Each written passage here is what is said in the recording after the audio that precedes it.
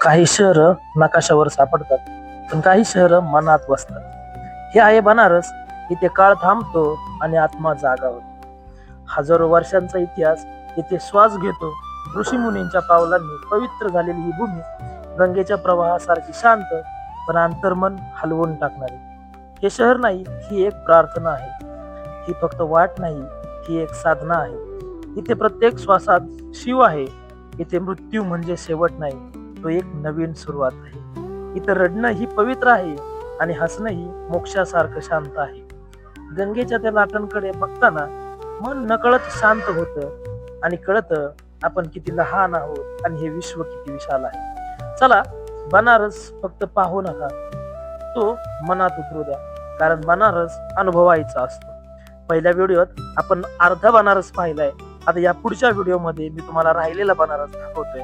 तर चला मित्रांनो, सुरू करूया आपल्या ब्लॉगला.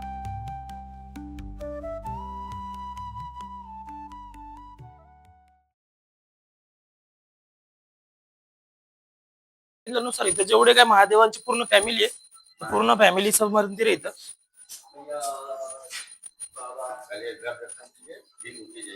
यहाँ पे ठीक है.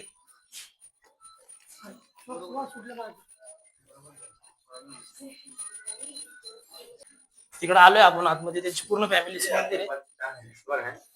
पिता महेश्वर, पर पिता महेश्वर इसके नीचे. मित्रांनो, ह्याच्यामध्ये तुम्ही बघू शकता, ह्याच्या आतमध्ये पिता परमेश्वर आहे. तर ह्याच्यामध्ये आपल्याला फक्त वर्षातून 3च वेळा आतमध्ये जायला भेटतंय. अभी चालू नाही ना असं? अभी नाही.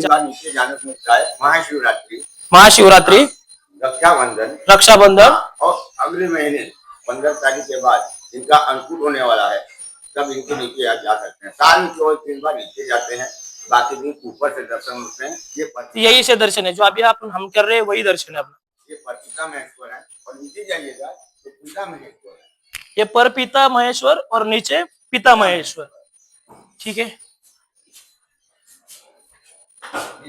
माता पिता महेश्वर, गणेश कार्तिकेय. अब एक बार और सुनिए, पूरे भारतवर्ष में जितनी भी शिवलिंग आप देखेंगे, सबके आगे आपको नंदी दिखेंगे जी. लेकिन पिता महेश्वर को ध्यान से देखा आपने? हाँ. आपको नंदी नहीं मिलेगा. नहीं है. नीचे भी जाएंगे तो आपको नंदी नहीं मिलेंगे, क्योंकि शिव के आगे आपको नंदी मिलेंगे, लेकिन शिव के पिता के आगे, उनके पिता पर मतलब दादा के आगे आपको नंदी नहीं मिलेगा. हे एक मंदिर आहे की हे पण मंदिर क्वचितच लोक जातात. सगळे लोक तुम्हाला जाताना नाही दिसणार. तर आपण हेच काशी मधले जे काय हिडन गोष्टी आहेत, ज्या गोष्टी आपण एक्सप्लोर करतोय, त्याच्यामध्ये आपण आता दर्शन वगैरे घेऊन आले. आता पुढची गोष्ट काय आहे ते दाखवतीलच आपल्याला, ते आपण जाऊया. आता सध्या लोकांची फक्त एवढीच विचारधारा आहे की त्यांना चांगल्या रील्स बनवायच्यात, चांगल्या पोस्ट करायच्यात, काशीला यायचंय, बनारस बनारस बनारसचं खाणं पिणं, कारण की जे कंटिन्यू आपल्या इंस्टाग्राम फीड वरती आपल्याला येते. मग कधीतरी आलं असं एखादा छोटासा गाईड या, ठीक आहे, जास्त पैसे नाही लागत, थोडस त्यांच्या बरोबर प्रेमाने बोललं, थोड्या गोष्टी त्यांच्या पण दाखवल्या तर ते पण आपल्याला सहकार्य करतात. पण यांच्याकडून सगळ्या गोष्टी माहिती करून घ्या. काशीमध्ये भरपूर गोष्टी आहेत, भरपूर इतिहास आहे. जर शिवनी बसवलेलं जे हे शहर असेल तर बऱ्याच गोष्टी असतील की ज्या तिथं त्यांनी ते हे केलेलं असेल, ते वावरलेत या शहरामध्ये, ते बसतात. आजही त्यांचा वास इथं जाणवतो. हे लोक एवढं मानतात, एवढं त्यांना सगळं माहिती आहे. या शहराची विशेषता अशी आहे की हे शहर शिव जे आहेत, शिवांचे जे त्रिशूल आहे, त्रिशूलाच्या टोकावरती ते बसवलेलं शहर आहे. म्हणजे विचार करा की किती एकदम बारकाईने महादेवाने याच्यामध्ये सगळ्या गोष्टी भरल्या असतील. शहर पण तसंच आहे, फिरण्यासारखं आहे. आतमध्ये मंदिर आहेत, प्रत्येक मंदिराचं वेगवेगळं रहस्य आहे, प्रत्येक मंदिराच्या काही कहाणी आहेत.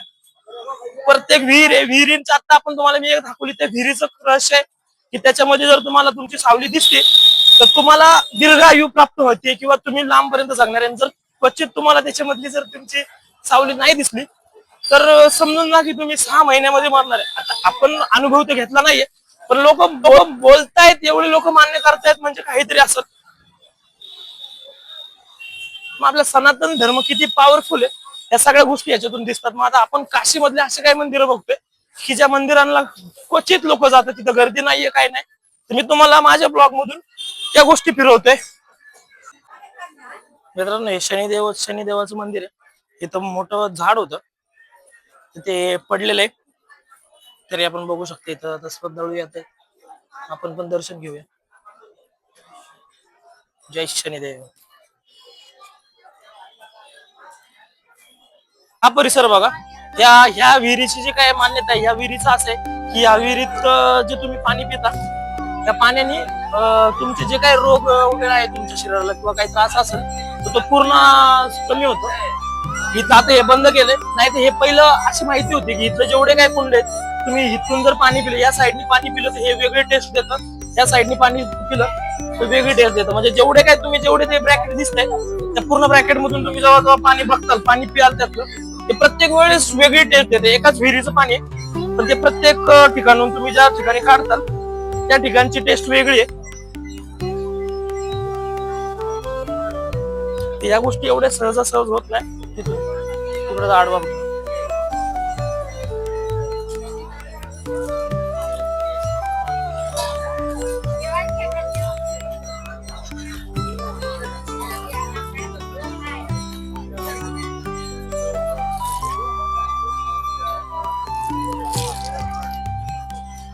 आपल्या तिघांचं पाणी पिऊन झाले दादा.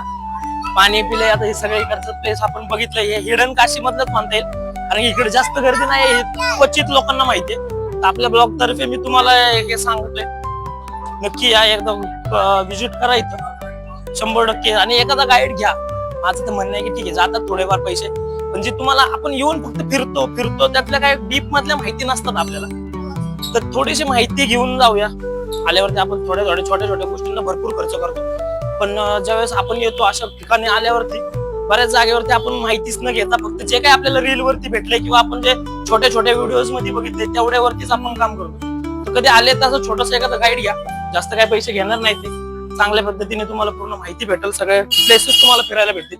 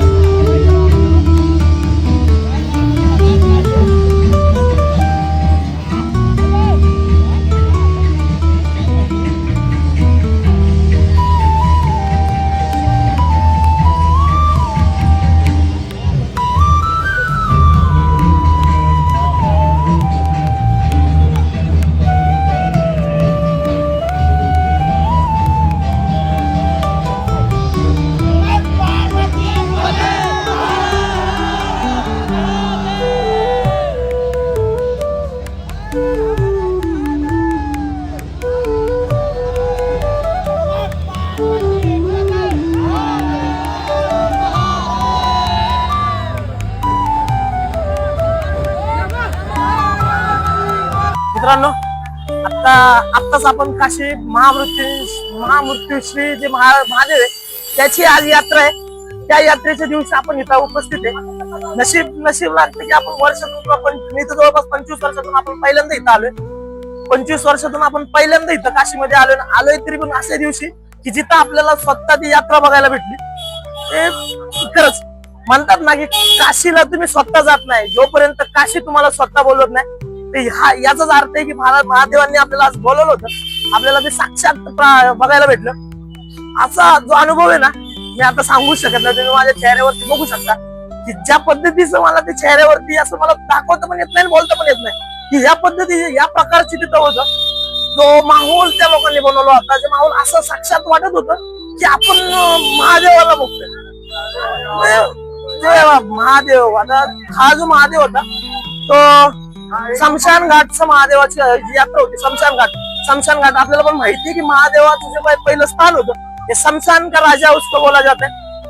शमशान घाटातले जे काय कवट्या हडकळचे होते, जे राग, असं वाटत होतं की आपण साक्षात महादेवाला बघतोय. की शमशान घाटामध्ये तर काय रौद्र रूप असेल त्याचं, तो काय पद्धतीने तिथं डान्स केला असेल, तर कधी तांडव करायचं स्वप्न जर बघितलं असेल, तांडव आपण कधी बघितलं नाही, तर तांडव असेल ते ह्याच्यापेक्षा किती भयानक असू शकतो. आता आपल्याला कळतंय की ज्यावेळेस महादेव तांडव करायला लागायचे त्यावेळेस देवी देवता घाबरायचे, पूर्ण पृथ्वी हादरून जायची.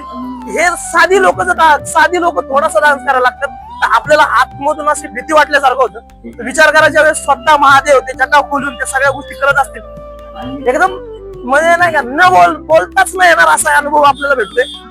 नक्की तुम्ही ब्लॉग नक्की बघा हा ब्लॉग.